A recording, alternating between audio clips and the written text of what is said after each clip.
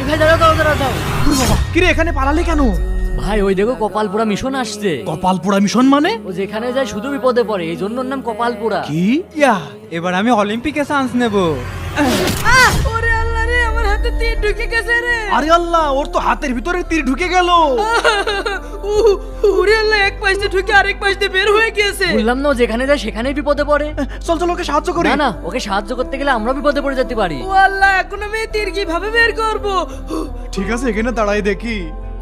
ওরে বাবা রে। আরে ওই দেখো ওর পায়ে তো এবার কাটা ফুটে গেল। চল চল, এবার ওকে গিয়ে সাহায্য করতেই হবে। আরে ভাই, আরে ভাই ভাই ভাই, আপনার পায়ে কাটা ফুটে গেল, আবার হাতে তীর ঢুকে গেল। আপনার তো মনে হয় অনেক কষ্ট হচ্ছে। ভাই এগুলো তো কিছুই না, আমি যেখানে যাই সেখানেই বিপদ হয়। দেখুন না, হাতে তীর ঢুকে গিয়েছে আর পায়ে কাটা ফুটে গিয়েছে। কিন্তু কেন আপনার এত বিপদ হয় কেন? জানি না ভাই। ভাই তুই কি জানিস ওর এত বিপদ কেন হয়? ভাই ও কি কারণে এত বিপদে পড়ে আমি জানি। কি বলিস? চলো আমার সাথে, আমি দেখাচ্ছি। ঠিক আছে চল। ওরে আল্লাহ রে, জ্বলে পুরি ছারখার হয়ে গেল। এখানেই দাঁড়াও। ওই দেখো। ওরে আল্লাহ, তোর হাতে পায়ে কি হয়েছে? পা কাটি ফ্র্যাকচার হয়ে গেছে। আরে হাতে তীর ঢুকলো কেমন করে?